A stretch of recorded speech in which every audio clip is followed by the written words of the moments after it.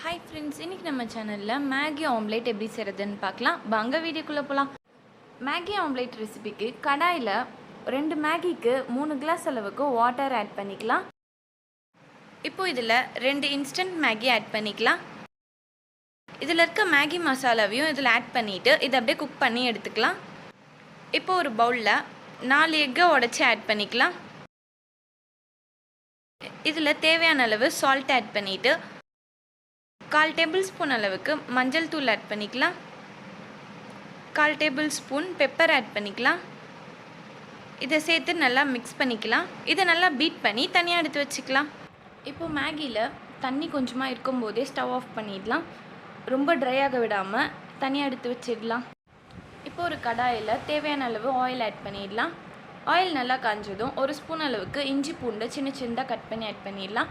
2 பச்சை மிளகாவை ஆட் பண்ணிவிட்டு ஒரு வெங்காயம், ஒரு கேப்சிகமில் பாதியை சின்ன சின்னதாக கட் பண்ணி இதில் ஆட் பண்ணிடலாம். இப்போ இது எல்லாத்தையும் சேர்த்து நல்லா மிக்ஸ் பண்ணிக்கலாம். வெங்காயம் கேப்சிகம் எல்லாம் நல்லா வதங்கினதுமே இதில் 2 கேரட்டை சின்ன சின்னதாக கட் பண்ணி ஆட் பண்ணிக்கலாம். இது எல்லாத்தையுமே சேர்த்து நல்லா மிக்ஸ் பண்ணிடலாம். இப்போ எல்லாமே நல்லா வதங்கிடுச்சு.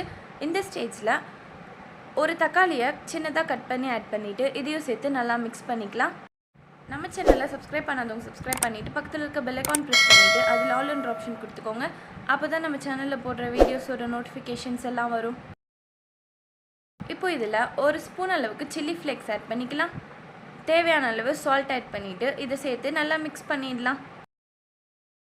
இப்போ இந்த மசாலா ரெடி ஆகிடுச்சு. இதுக்கு மேலே நம்ம செஞ்சு வச்சுருக்க அந்த மேகி எடுத்து ஆட் பண்ணிக்கலாம். மேகி ஆட் பண்ணிவிட்டு அதை அப்படியே நல்லா மிக்ஸ் பண்ணிக்கலாம். இந்த ரெசிப்பியை சீக்கிரமாகவே செஞ்சிடலாம். ரொம்ப டேஸ்ட்டாக சூப்பராக இருக்கும்.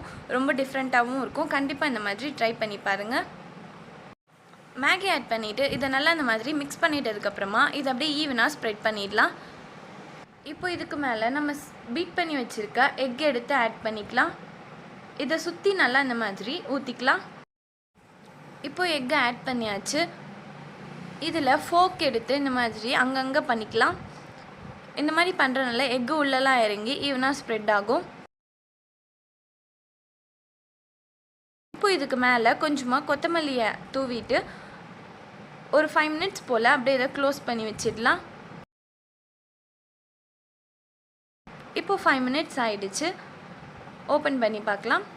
இப்போ இது நல்லா ரெடி ஆகிடுச்சு. இப்போ ஒரு தோசைக்கல்லை 5 மினிட்ஸ் போல் நல்லா ஹீட் பண்ணிவிட்டு அதுக்கு மேலே ஆயில் அப்ளை பண்ணிவிட்டு நம்ம செஞ்சு வச்சுருக்க அந்த மேகி ஆம்லேட்டை இந்த மாதிரி இதில் திருப்பி போட்டுக்கலாம். தோசைக்கல்ல 5 மினிட்ஸ் போல் ஹீட் பண்ணனால அடி சைடுமே நல்லா வெந்துடும். அவ்வளோதான், மேகி ஆம்லேட் ரெடி ஆகிடுச்சு. ரொம்ப சிம்பிளாகவே செஞ்சிடலாம். ரொம்ப டேஸ்ட்டாக சூப்பராக இருக்கும்.